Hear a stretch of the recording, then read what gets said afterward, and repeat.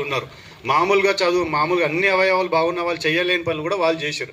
So కాబట్టి ఇట్లాంటి పిల్లలకు మనం కూడా కొద్దిగా మనోధైర్యాన్ని ఆత్మవిశ్వాసాన్ని కలిగిస్తే వాళ్ళు కూడా ముందుకు వెళ్ళి మనలాగా ఇంకా పెద్ద పెద్ద హోదాలకు వెళ్ళి వాళ్ళు కూడా హ్యాపీగా ఉండడానికి ఛాన్స్ ఉంటుంది. కాబట్టి పేరెంట్స్ అందరూ కూడా ఇంకా ముందుకు వచ్చేసి ఇట్లాంటి కార్యక్రమంలో పాల్గొనాలని కోరుకుంటున్నాను. అదేవిధంగా ఇంత చక్కటి కార్యక్రమాన్ని ఏర్పాటు చేసినట్టు ఐఆర్పీలకు, అదేవిధంగా ఎంతో బిజీ షెడ్యూల్ ఉన్నా కూడా మన ఎడ్యుకేషన్ ఫీల్డ్కి సిడబ్ల్యూఎస్ఎన్ పిల్లలకు ఇట్లాంటి కార్యక్రమం చేస్తున్నామంటే కంపల్సరీ నేను వస్తా అని చెప్పేసి టైం ఇచ్చినందుకు సార్ గారు కూడా మరోసారి ప్రత్యేకంగా ధన్యవాదాలు చెప్పుకుంటూ సెలవు వస్తున్నాను. Thank you.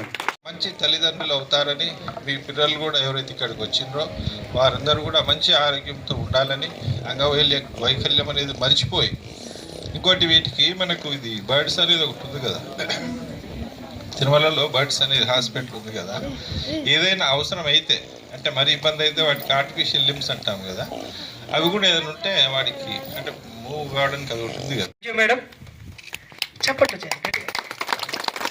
Thank you madam, thank you so much.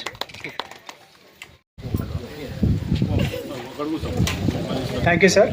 Parents అలాగే విద్యార్థులు కూడా మీ స్థానాల్లో కూర్చోవలసిందిగా కోరుతున్నారు.